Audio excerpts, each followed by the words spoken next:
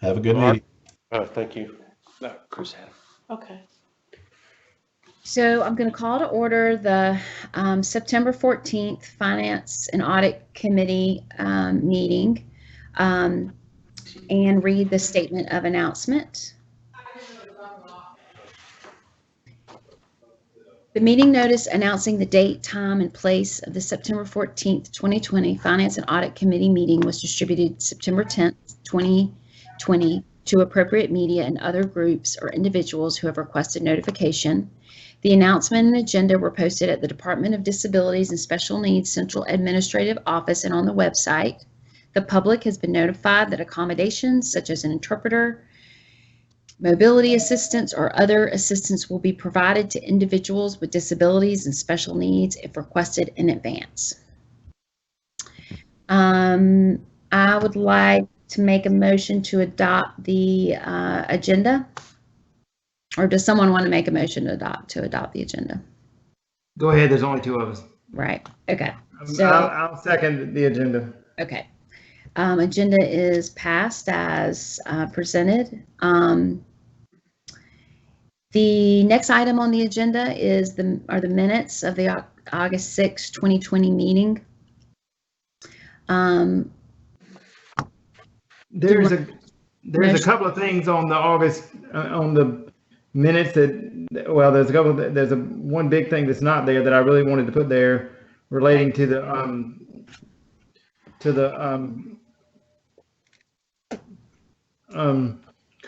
Freedom of Information Act.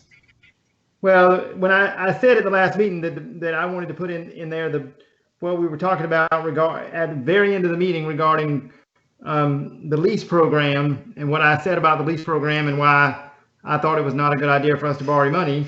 And I asked that last 3 or 4 minutes what I said be put in the minutes, and it wasn't. Okay. So I would ask that we just table doing the minutes until the next meeting so that we can fix that. And also, it needed to say that we had tabled that item for at least 2 months. Is what we voted on, and it didn't say that either. And so I just asked that we would change those two things and fix those two things, and then approve both of them in the next policy committee. The next finance committee meeting. Okay. I'm good with that. Does anybody remember what I'm talking about? We can watch the video, Barry. Watch the video and listen to it. I do the minutes, and so it's really not my natural thing to draft these, but I will go back and watch the tail end of that and ensure to grab that wording. Because I know it's only about 4 or 5 minutes at the end at the most. It might not even be that long, but it's very important sentences, please. So anyway, if you'll do that. Sure will. Okay, we'll table that into the next meeting. Go ahead, Robin. Yeah. Okay. So we will not approve the minutes from August 6th. They'll be amended, and we will approve those minutes at the next Finance and Audit Committee meeting. Does that sound good? So I guess I don't need a second on that, right? No, because it's only two of us. Okay. Okay. The next item, the fiscal year 2020 state budget request. Chris Clark. All right. Since we only have an hour for this meeting, I'm going to go fairly quickly, and at the risk of cutting things out, obviously, so let me know if I don't go in enough detail. Basically, this time of year, the end of September, we have to turn in our budget request for the following fiscal year. So we're not talking about the year we're in. We're talking about the coming year, fiscal 2022. And due to the continuing resolution and where the state budget sits currently, we've been asked basically to request again those items that we requested this year if our priorities were still what they were previously. We do not anticipate in the current fiscal year 2021 that any of our priorities this year will be passed. We could get a shock and then find some money and do something, but at this point we have no insight into them awarding any additional money based on our 2021 request. So basically what we've done is we've taken our 2022 request, we sent it out to all providers to ask them for any input. Of course, that's somewhat, not really that valuable because we don't expect any new dollars. So we sent that out with that caveat that, look, you can comment, but we don't know if there's any new money. So basically, we got, I think, 3 responses so far, and they were all asking about the case management rate, which we don't own the case management rate. That's a HHS issue. It would be separate from our budget request, but we did note, that concern. So basically what we did with no other input, we took our existing priorities and reprioritized them. Basically what we did is left our residential rate increase, number 1, moved up the state plan rates that HHS increased this fiscal year and last for nursing and adult day transportation and nursing. Is that right? Yeah. And so they went ahead and increased those rates. And of course, we have to pay whatever they state the rates are. The problem is we don't have state match given to us, so we're asking for those funds. And then all the others, we can go into one by one if you would like, but they're the same items as last year. We did remove the Perry program additional funding because we've been running a surplus in that program for the last couple years and anticipate doing so again. And we also removed, what was the other thing we removed? Perry, and there was one other thing. Anyways, I'm trying to remember. Keys to the residential set. Oh yeah, it was the one, that's right. The one-time money we were asking for the state-owned facilities, which is on our agenda later to talk about anyways. But those are the only 2 things we took out, and then we moved up the state plan increases. We also left the non-recurring requests, the other non-recurring requests, because they may have a lot of one-time funds that they can allocate, but don't want to allocate recurring funds. So we wanted to have some our hand out there in case they had funds available to allocate. So Pat, did you have anything to add to that, or Mary? I'm just going to add for item number 6, the residential request. I believe we need to double check those the critical needs list.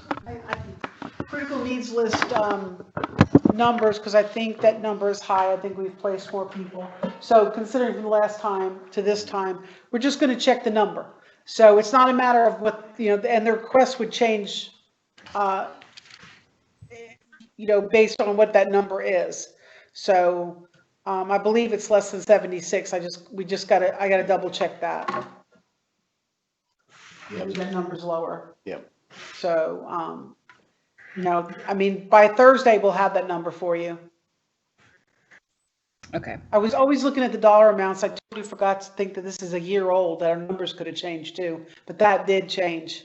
So, which is a good thing. That means we place people off the critical list. Yeah, and when we package this to send to the state budget office, we're going to have to tweak some of the wording in here because, for example, when we talk about EI rate utilization going up so much per year, if we go an entire year with no increase in funding, then it's actually double the utilization increase in our request that we need to reference. So this is literally taking last year's and just reprioritizing some things, but as we put the packet together, it'll go downtown, we need to get our wording tightened up because it's not a simple copy and paste. What's the difference between last year's budget and this year request, I guess? Like the overall budget, like what was for last year versus? I mean, the dollar amount? Yeah. I think it's, do you remember the numbers, Pat? I can look them up. I think last year's was 47 million and some change, and the things that Chris took out reduced it to 46 million. Right, I see that. And again, it's an awkward year where literally the executive budget office is communicating that the likelihood of increases are remote, but they felt like it would be appropriate just to roll that over because it's not like we're coming up with a whole laundry list of needs in a very challenging budget year. We're just, whatever they don't address this year, which is probably little to none, will be on the table for next year. And next year's budget is anticipated to be as challenging as this year's budget because COVID is not going anywhere anytime soon. Yeah. So we're trying to be politically correct and not overload with like a wish list. So we didn't add anything. We just rolled it over. And I think that's the very conservative thing to do. And what we asked for last year, we needed. So there is no harm in bringing those needs back to the table. And they were approved almost universally, Right. with a few exceptions by the House and the governor. Right, yeah, I remember that from last year. Yeah, so Pat's right, it was 47,956,000. So it's I'm sorry, I had new glasses. It's hard for me to see. I have to go back to the doctor. It's right at $1 million less. Okay. Is all. And it's a little over $16 million state funds. We always give you that total number, but we're requesting actual state from our General Assembly.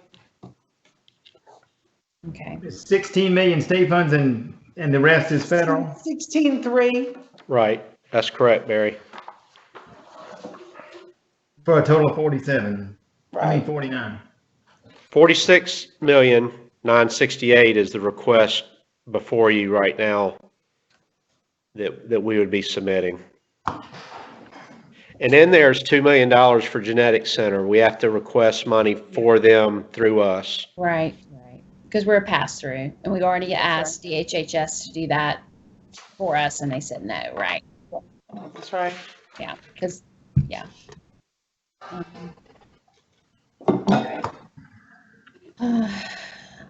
So you need us to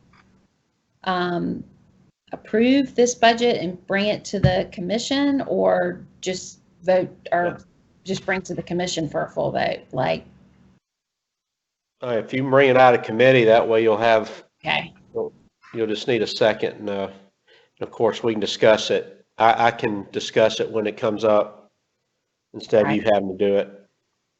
right. That's better. Is Mr. Miller there yet? Just Yes, walk in. just walked in. Okay. Can you put the microphone up there?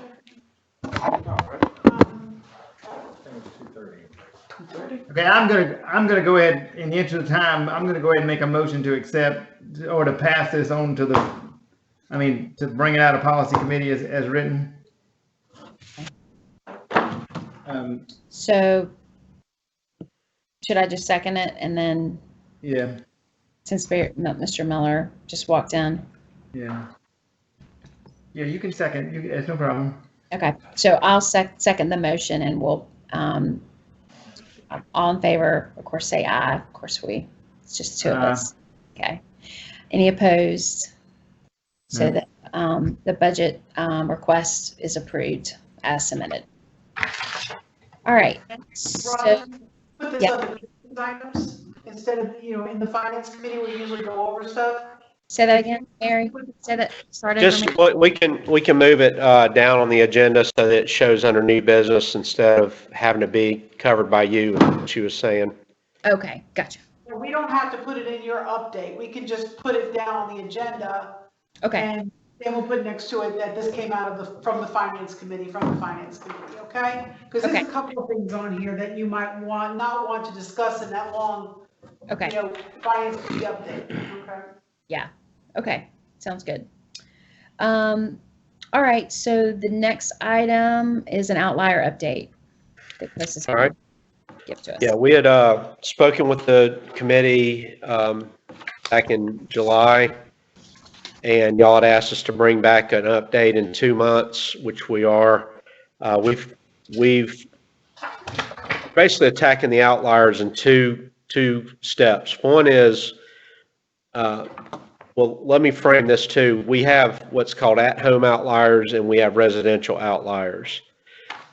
The at-home outliers are the Band B outliers that are simply a process of looking at math. There really is no justification process or any analysis. It's straight up, how much are you spending on a person versus the outlier threshold. And so for fiscal year 19, we did outlier review at the end of the year after the year was over, and then we're proposing that we do that again this year.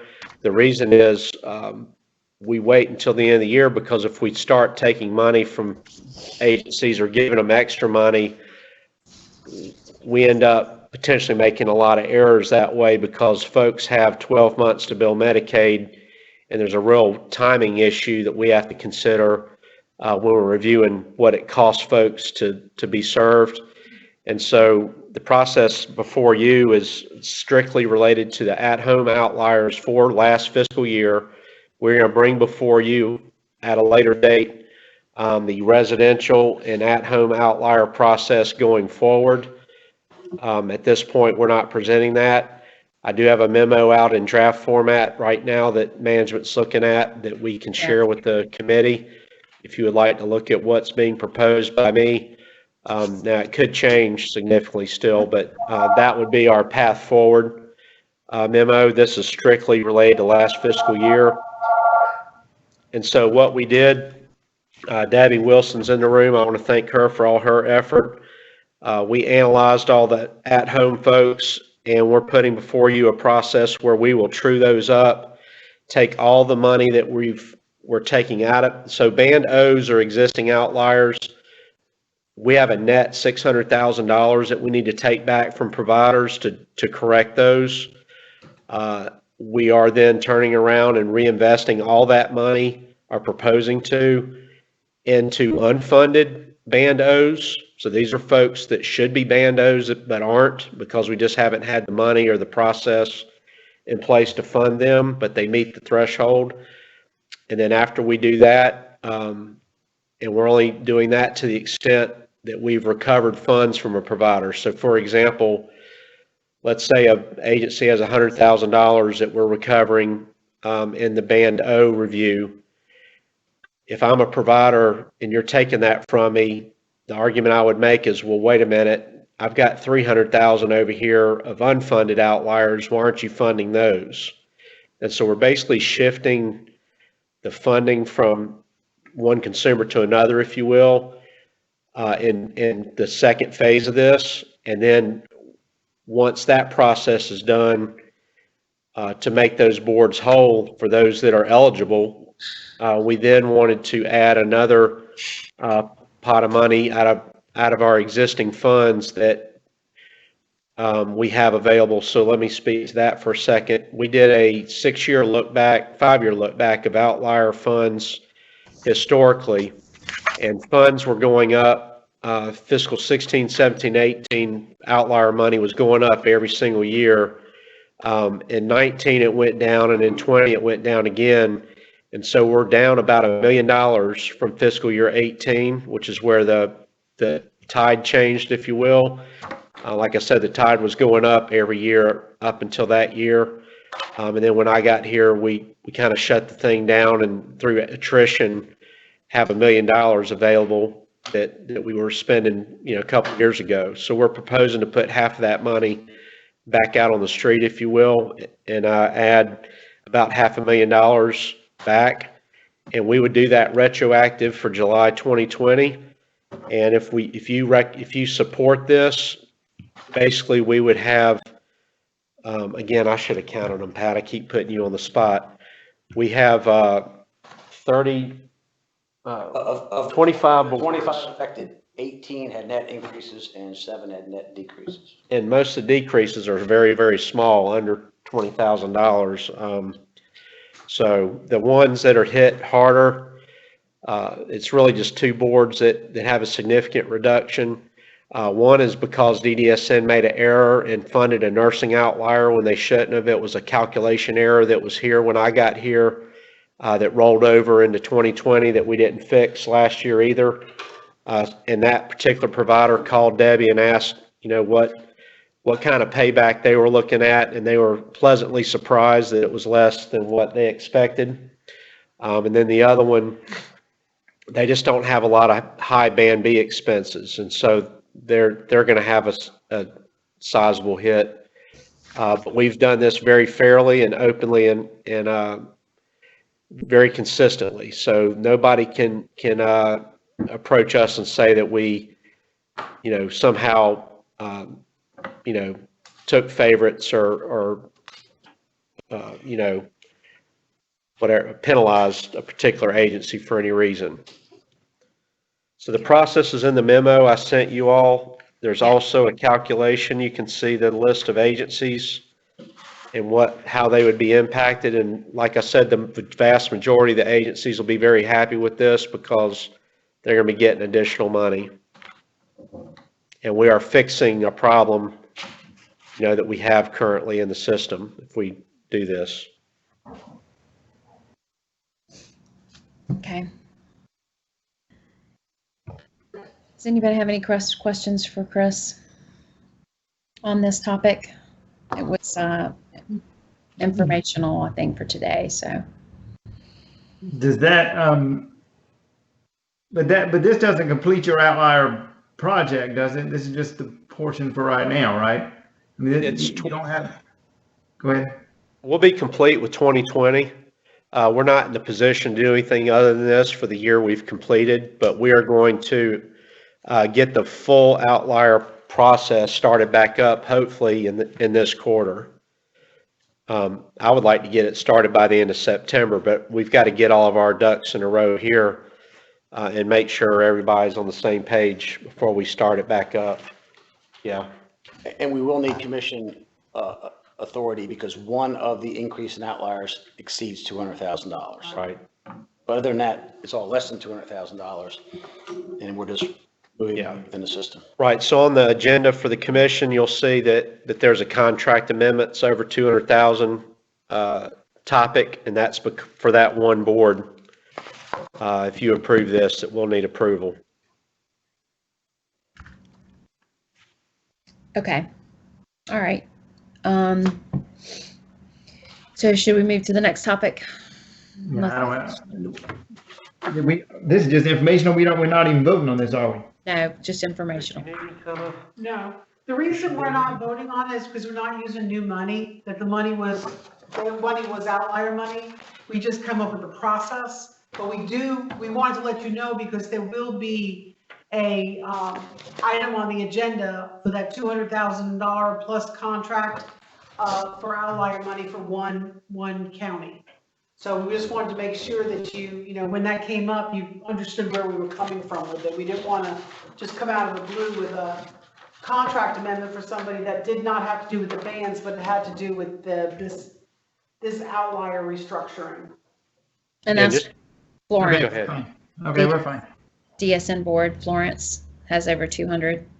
Right. Yep. Okay. Yeah, and just the other thing I would like to say is we haven't really changed any of our way that we do this. It's more bringing more consistency and fairness to it, the process that we're using. So yeah, it's really making sure you all didn't have any heartache with us doing this, and you're okay that we're putting that money back out. Yeah. We're okay with that. We just need to be as impartial as possible, in which we haven't done in the past, but hopefully we will now. Well, also, we had told this committee that we would bring back the path forward with these outliers, so that's another reason why it's being brought here. Yeah. Okay. I'm sorry, this is Stephanie. I'm just a little bit late. I apologize. I had some issues with. Really part of the committee. Okay. That's good, Stephanie. Good to see you. Good to hear you. Here. Okay, moving on. All right. So the next item on the agenda is the state-owned facilities project. And so, Chris, I know you put this on the agenda. I thought the last time we talked about this going to the policy committee. Did we not? Yes, there is a policy that we did update. There are a host of policies that relate to facility maintenance and others. Okay. The policy committee took up 305 DD and passed that in June. Okay. I think that's the date. I put it in the memo that I sent you. Yeah, it was. That's correct. Okay. So what this is kind of the final step. So the commission's been aware for years that DSN's intent was to transfer these properties. And again, we've documented in the memo that we sent you all the, well, not the memo, but the white paper, if you will, Yeah.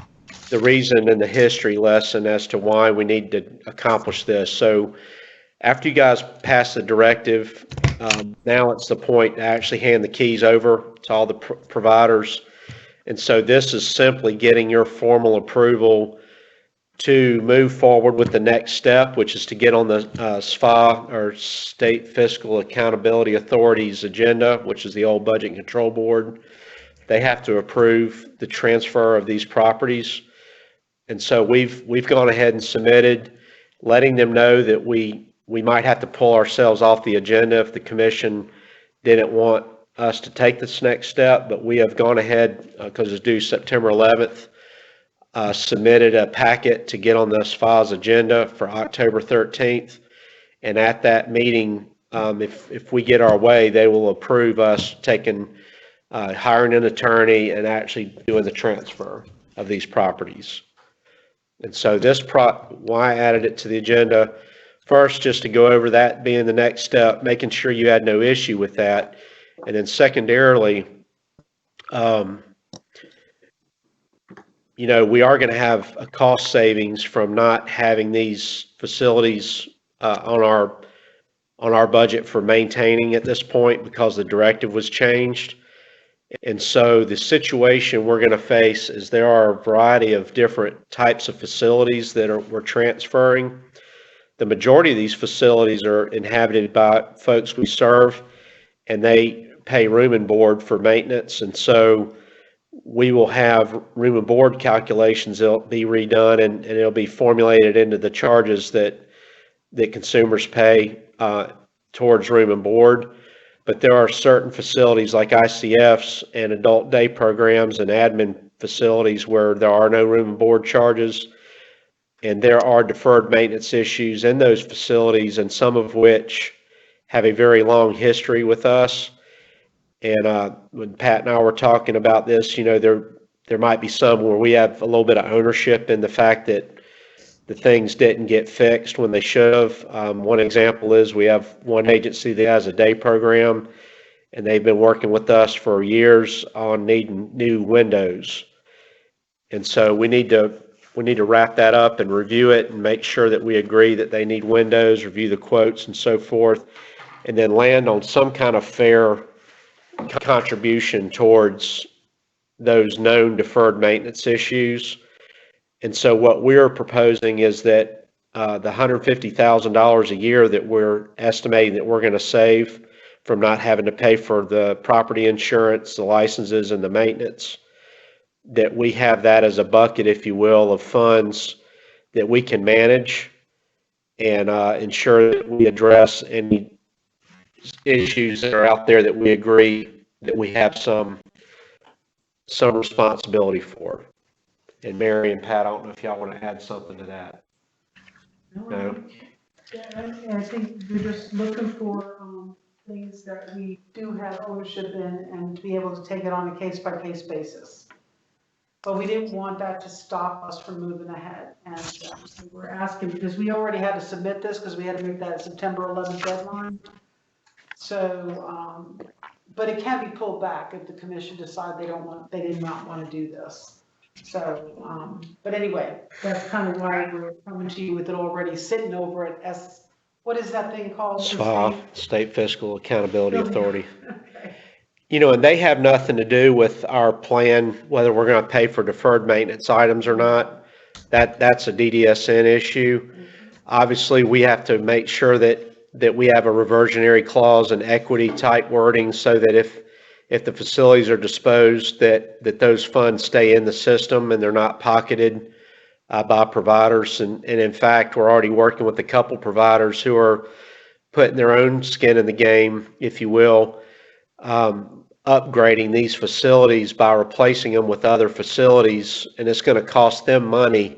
We're only committing the funds that they can generate from the sale of these facilities as our contribution. Anything over and above that, they're taking out mortgages or paying out of their savings account. Can you clarify when you technically as I understand it, the maintenance should have been in the band payments that we were paying them. I'm not saying there's not some special situations, but I think that either the finance committee needs to be notified if we decide we're going to pay for somebody's maintenance and not going to pay for somebody else's, because there you go about this impartial stuff again. And the whole point of getting these facilities out of our thing is to treat everybody. I mean, out of our situation is to treat everybody the same, and nobody else are we paying maintenance on. So this is only for less than 10% of the facilities, and so we need to be very careful what we pay maintenance on. The point of saving $150,000 a year was to actually save $150,000 a year, not to spend it on something else. So well, we will save that money ultimately. I mean, we're just wanting to be fair and making sure that if management agrees that we should have done something, you know, I guess the counter argument is, well, if you'd have done this when we asked you to and you agreed to do it, we wouldn't be stuck with the bill. So we just need to make sure that we have some fairness available. And I'll be glad to, I agree with you 100%. If you want to bring it through committee before we formalize anything or agree to anything, that's perfectly fine with me. I think it should definitely come through the finance committee before we agree to it. But the other thing is, Mary's been with us for 3 years, and so it would be something they have been talking to us about over the last couple of years. You know, if it needs to be fixed now, it would have been something we talked about 5 years ago. Yeah, that's exactly the issues we're dealing with. We've got situations where, you know, I come from the provider side, and I'll just share one example with you. I was working with an agency that's in the upstate, and they had tons of money, and they wanted to make some repairs to their ICFs, and they were willing to pay for it and had the money to pay for it, but they were told no by DDSN, and in fact, those repairs never did get made, so they're still sitting there, you know, with bathroom issues or leaky roofs or whatever. So we just want to make sure that we have a pot of funds. You know, we will ultimately save that money, but for it to delay another year or two to be fair and to be, you know, helpful is kind of what we're trying to accomplish, because it's so crazy right now. Everybody's dealing with so much stress with COVID, and you know, we're getting ready to talk about pulling money back from providers here in a little bit. So it's just a lot out there that folks are dealing with. Well, let's just make a motion that anything that we decide to spend on maintenance on the facilities, because of the policy we already have, which says we don't pay for maintenance on facilities, will come through the policy committee, and we'll discuss it at that time. Through the policy committee, through the finance and audit committee. Through the finance committee, and we'll discuss it at that time. Okay. That's fine, and we'll have the reasoning as to why we're talking about these things. You know, we're looking at issues that it was deferred maintenance. Even if somebody went ahead and said I would pay for it, DDSN said no, and so issues get worse when you defer that maintenance over time. So we want to be able to be fair about those things. Yeah, I have no idea why anybody that works for us would say no if somebody's willing to pay for something, but that's another story. Control. I just never had permission. I just fixed it. I mean, you can have obsessed. I mean, I don't. Anyway, they can get obsessed with the. Anyway, okay. Anyway, that's the motion that would just come through the finance committee whenever we do a maintenance, whenever we fix a maintenance issue of any kind. So moved. Okay, Mr. Miller. Seconded, Robin. Yes. Ed seconded. Second. I so moved it. All right, so we approved the motion that any maintenance on facilities would be brought to the finance committee to approve spending on maintenance.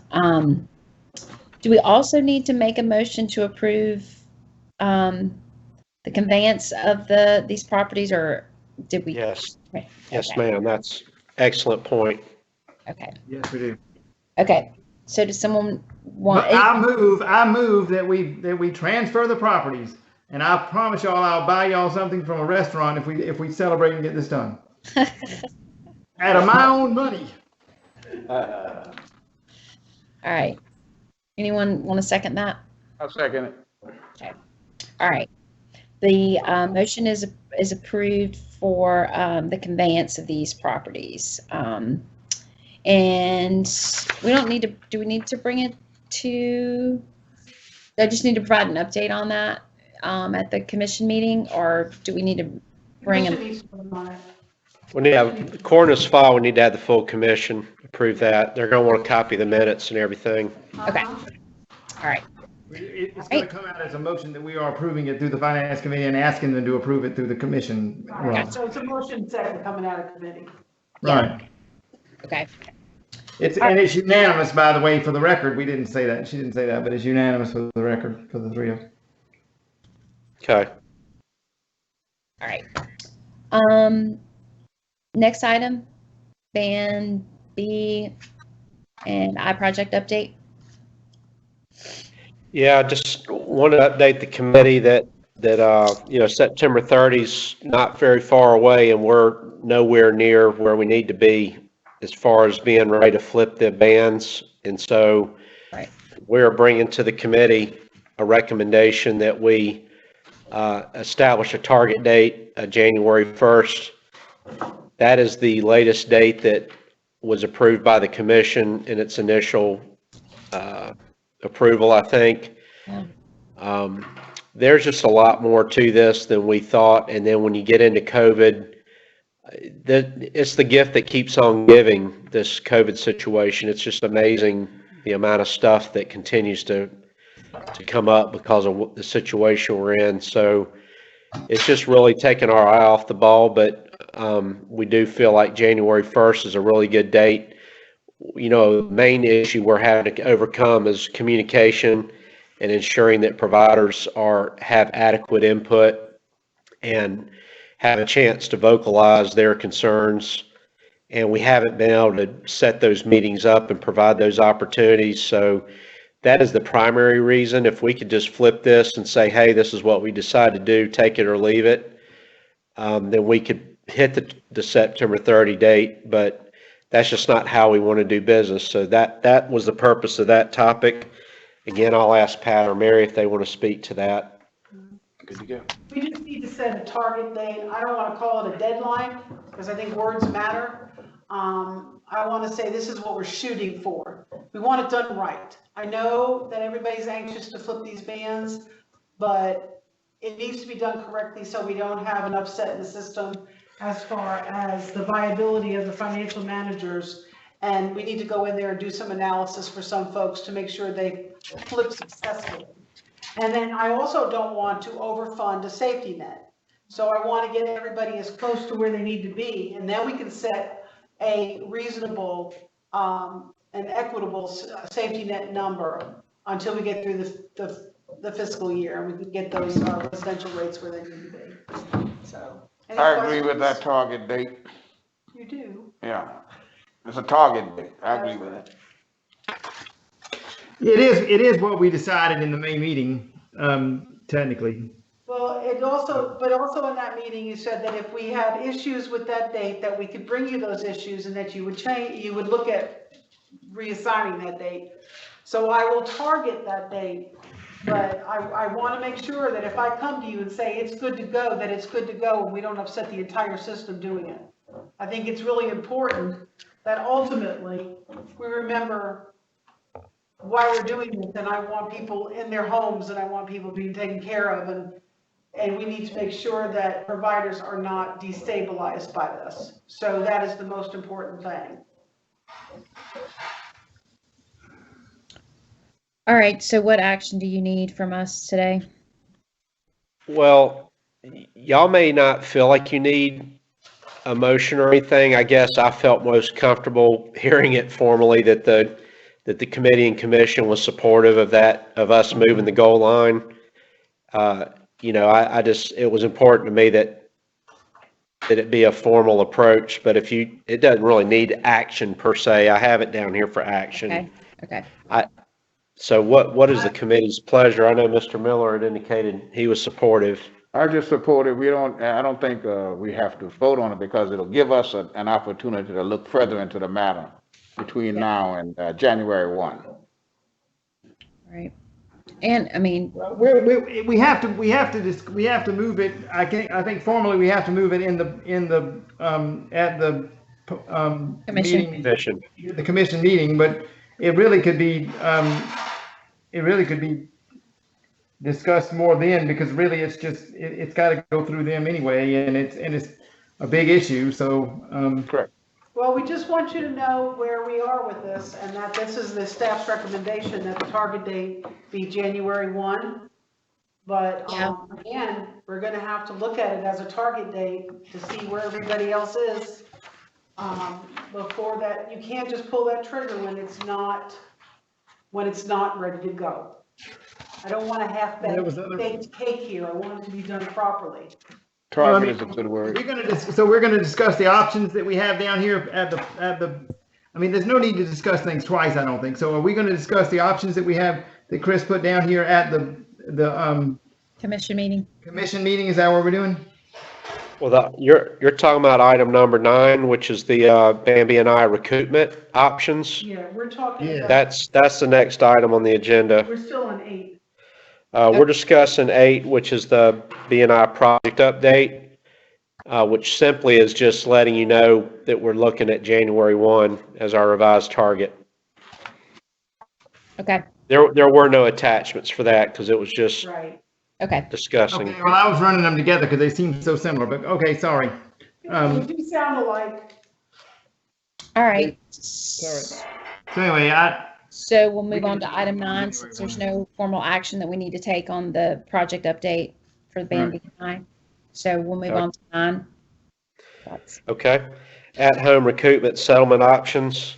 All right, this is the same issue that the commission had a called meeting on back in April or May to discuss the situation related to us funding full capitated bands, but day programs remain closed, and at-home replacement services are not fully utilizing those funds based on our analysis. So what we have to do and what we have to discuss is how do we want to go about addressing this in the current fiscal year. When we rolled out our contracts for July 1, we did not have time, and really I don't think we should have done it any other way, but we didn't recalculate the bands and have time to reformulate what bands might be. So we're funding still fully 100% of the at-home bands, but yet day programs remain closed. So we are losing,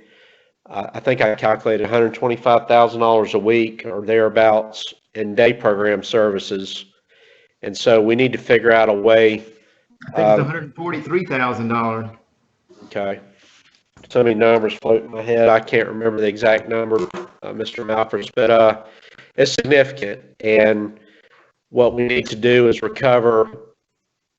talk about different options to recover those dollars while still leaving enough money with the providers for replacement services. And also another key is to incentivize reopening day programs. So the prior approach we took really didn't incentivize day program reopening, and so we want to do that. That's our suggestion, is that whatever mechanism we come up with, that be a component of it. And so what I've done is outlined, I think there are 5 options. That is an attachment that you have. And I don't know if you've had time to review them all, but management's recommendation is item 3. But we will be glad to discuss each item one by one if you would like to, as far as the pros and cons. Well, I mean, the item 3 says that we're recouping 60% instead of 50, which we did up through the May meeting before, which is better than 50. 60 is better than 50.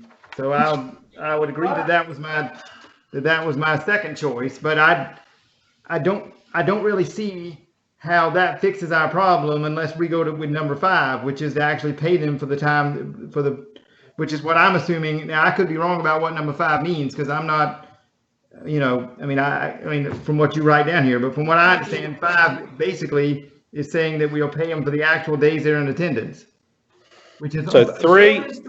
3 is kind of a hybrid, Barry. If you'll read the last sentence of number 3,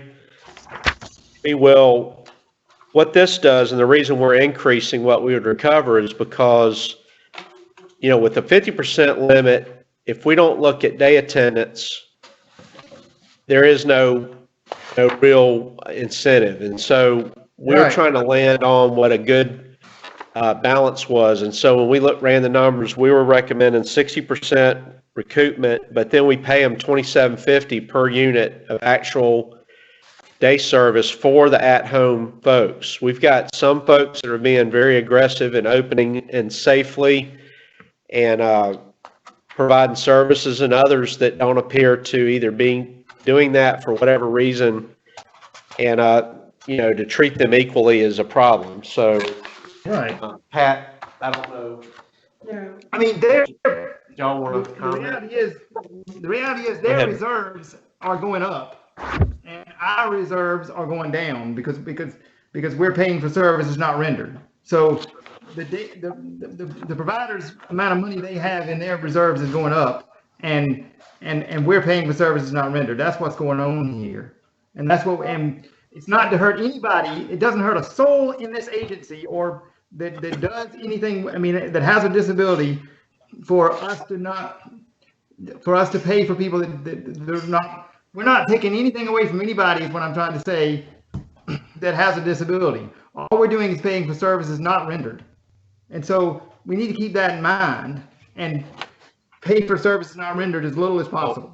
So the problem is, and the reason we need to give them some type of retainer is because they have fixed costs associated with facilities and fleet and all kinds of things. Even if the day program's closed, there are costs in the system. And if we want day programs to be there when they reopen, we've got to help providers fund those costs. Additionally, there are replacement services that folks are paying for that are on top of these facility costs. So by leaving 40% in the system, even with zero attendance, that's only going to pay, we feel like, for their fixed cost and these replacement costs that they're running. We did do an analysis of one. For people too, right? I mean, you're not asking them to lay anybody off, are you?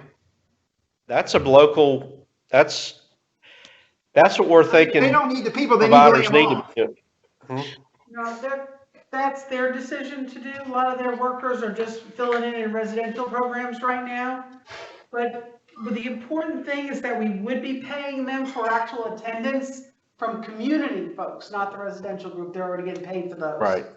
Chris, if I From community people to incentivize the day program starting to open back up again. We've got people that are doing their darndest to get those doors back open, and we have others that are not doing that. And- So this gives them an opportunity to earn more money back into their system. And one thing that's real key that y'all understand is if we do pay them, we also generate revenues. That's right. So it really doesn't cost us anything to fund in this manner. It's covering our baseline cost, and if they generate services, we generate revenue that we don't have right now, and we're just passing it on to them in essence, not even in full. We're passing through $27.50 instead of $31.29, which is what we'll recover. So in essence, it's an incentive that we can bill for, that we can grab down on the other side of it. And we're basically losing the 40%, but we can afford to do that, is what we're saying, per day. Like the 40% of this 143,000, we're going to lose that, but we can afford to do that, is what you're saying. Well, we'll have to continue to watch it. In the FMAP world, yes, but that ends in December. That's right. And so we've got to be very vigilant. This isn't for the remainder of the year. This is going to have to be watched on a month-to-month basis, to see if we need to change, what we've presented. And to see if it's doing what we're trying to do. Yeah, and exactly. To try to get those day programs back opening. As people go to work, they need those programs back so that their children that are. That's right. I mean, it's services that we provide, so they need to get them open and get them moving, so we can. So not only for money, but for the children for the people. Excuse me, sorry, not children. For the people that depend on those programs. I mean, I know somebody very well who's kin to me who loves to go to their program every day, and it's not open. Ms. Rawlinson, you had a question? Yeah, can you tell me, okay, I'm just trying to figure out the recoupment, and have we always recouped this money, or has this been done every year, or is this a new thing, or can you explain that to me? Yes, it's so pre-COVID, we have an 80% attendance requirement that DDSN has in their contracts. Okay. And so that was an enforceable contract clause, but when we hit COVID, everything changed. And so that 80% attendance is not able to be achieved right now because day programs are closed. Well, the problem is our funding is based upon our anticipated revenues that we generate from providers providing services. And so if we're giving them $15,000 for a Band B, we expect a certain amount of day attendance to make us whole, because that's how we get our money back. So when they close those programs down, we lose our ability to generate revenues, and we'll go belly up if we don't watch it. Now it looks fine right now because at the beginning of the year, I don't know if y'all know this or not, but the state inks us a check for an entire appropriation of $270-something million. And so our cash flow, our cash flow problems are going to show up in May or June. So we got to be proactive and foresee that right now, even though we have plenty of cash in the bank, if that makes sense. Okay. Did I explain that well? Yeah, because if we do nothing, we lose $143,000 a day. Right. A week. It's worse than that. Huh? It's worse than that. Well, This is how I look at it is before COVID, the at-home day program waiver participants generated utilization that was about $3 million a month in billings. Yeah, Dave. And that goes back to 750,000 a week. Right now in July, the day program utilization's at 20% of pre-COVID levels. So 20% of 750,000 is 150,000. So right off the bat, we're putting out 750,000 a week. We're getting 150,000 in billings. So what we're trying to do is strike the balance of pulling off the excess money that we have given them in advance, but not cutting it so close that we cause harm to the providers. And so our first cut is if you take off half of it, it's about $375. They're billing about 150,000. And what we got to remember is even though there's a gap there, the people that are not, the 80% of the people that are not going to day programs can be doing other stuff. They could have other services. So as a capitated model, we have to leave them some money for those services. The problem we have is we can't calibrate it with the level of precision that we need. So I believe everything I've looked at since we did this in May is that 50% is way more than enough to cover their replacement costs and whatever utilization is going on, and still leave them some funds for the type of things Chris is talking about. Is if we want these day programs to start up, they got to have some lubrication in the system to keep their overhead rolling, to keep some people around. And so the 50% number, if you said, what number would we get so that we would squeeze every dollar out? I might say 25%. But I tell you what, if we do that, we're going to hurt some providers that have replacement costs. The day programs aren't going to reopen because they're going to have no lubrication in the system.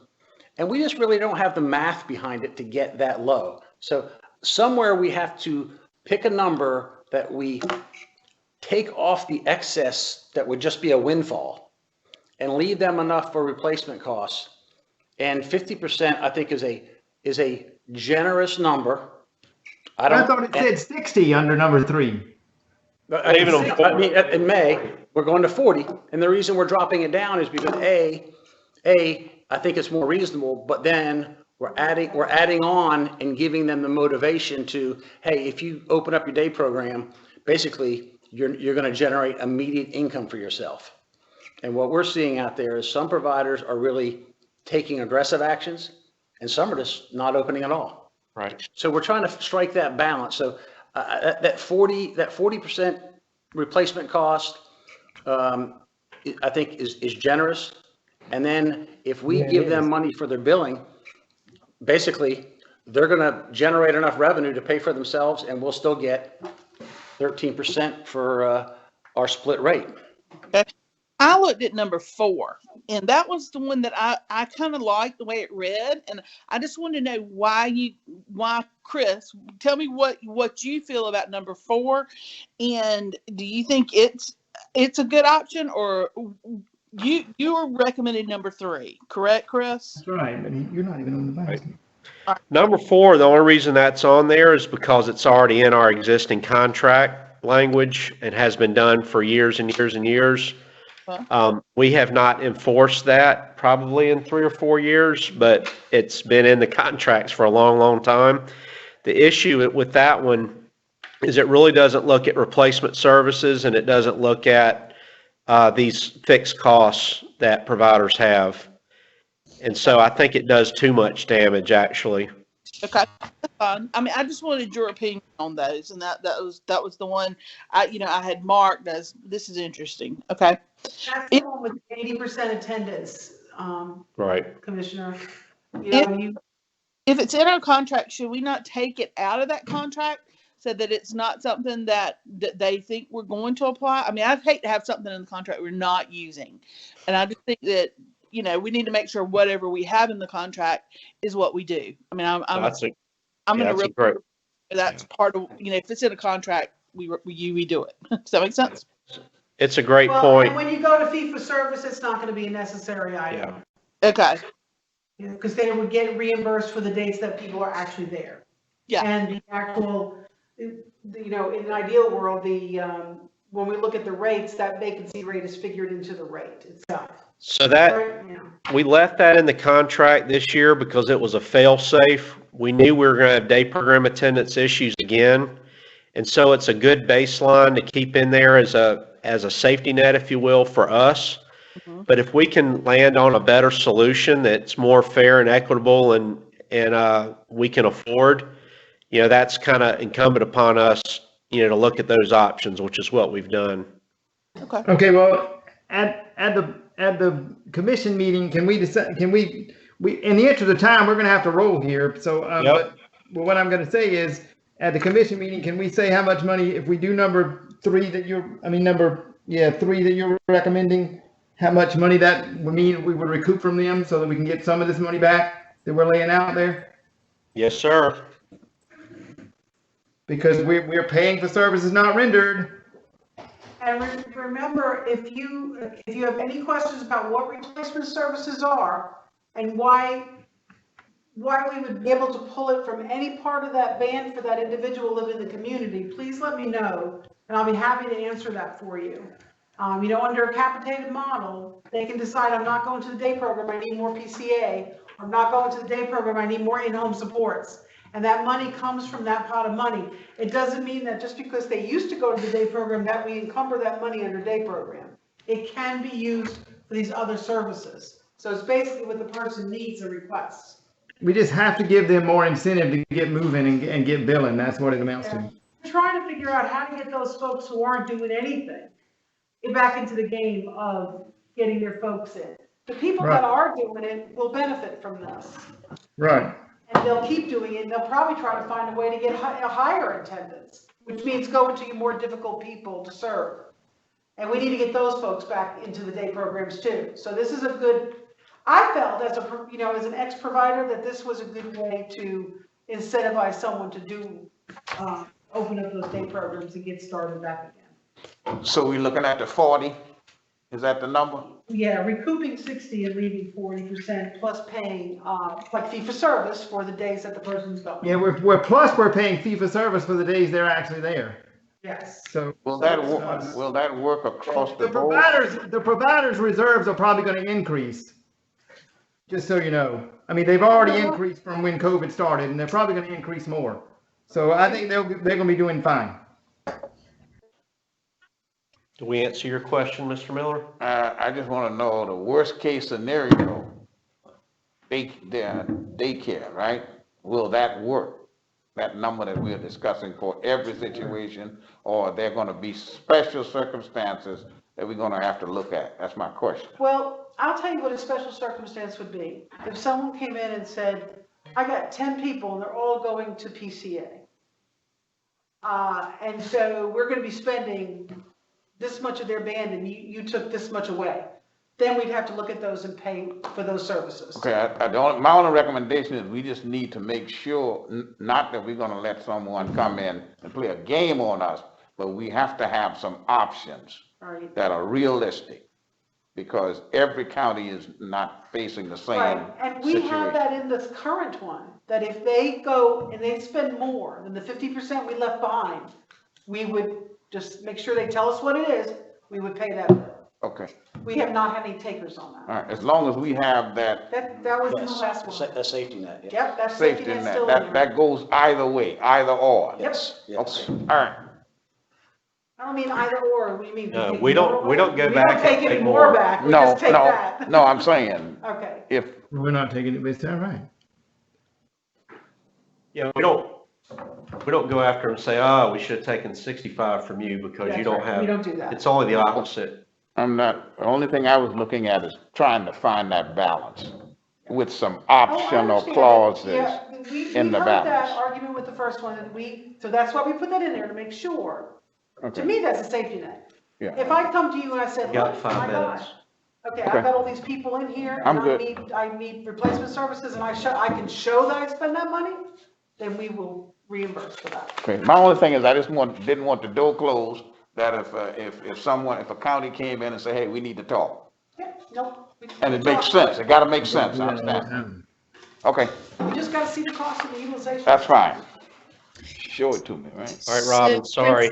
It's okay. What motion it's all good discussion that needs to be had. So, what motion do you want? Do you want us to make to bring number 3 to the Whatever. the commission, or all 5 options to the commission, and let us vote on that with the commissioners, or what? You all can come to a consensus as to which one you feel is the best option, or you need more information, we can provide that at the commission meeting. It's up to you. I think what we did last time was not take a vote in the finance committee so that you don't prevent another commissioner who's not here from hearing the same facts I and, agree. and anchoring them into a decision you make today. That's what you decided last time, and I thought that was a good judgment. Yeah, it's really just passing it through, Robin, is the other option I was going to say. I mean, I don't know if I love options, don't get me wrong. I just don't know if we want, if everybody, I don't know if the whole commission wants all 5 or not. Depends on how much time we want to take, but I agree with giving the commission options. I love options. So we can just pass it on like it is and let's talk about it then, I guess. Yeah, so if this document that was provided to us could be sent out to all the commissioners ahead of Thursday's meeting, then they would have time to hopefully look it over. Yeah, at the last committee meeting, y'all asked that every commissioner get all the finance committee meeting materials in case they want to attend, and so I did send it to everybody already. It might go back out again in the packet, though. Okay, okay, sounds great. All right, so we'll move on to the item number 10, Chief Financial Officer Report. Chris? Yeah, the only thing I'll let y'all know is that, what's that? I said we got about 2 minutes for each one of the last 2. Yeah. We have an agreed upon procedures engagement the Office of State Auditors does each year. We just completed our June 2019 audit in the last the agreed upon procedures last few weeks. We did get a report from them, and it's really very, very good. I'm very pleased with the results. And so we will present that full report and our corrective action plan to the full commission, but I wanted to let you all know that the report was sent to you all, and if you would like to review that in advance of the commission meeting, that would be great. But again, it's very minor stuff. It's kind of silly stuff, to be honest, with the agency this size. All right. Anything else, Chris, from you? No? Okay. You No want to come report. up here, or? No, I don't know if they can hear you from back there. audit's good. We can adjourn. All right. 3 minutes early. So Kevin has nothing to report. So can I get a motion to adjourn our meeting? So move. For a second? Second. Great. Okay. Meeting is adjourned. Thanks, everybody. Ed was first and I was second on the adjournment. Thank you very much. Okay, yeah. Ed second. Okay. We got you out, Robin, at 3:45.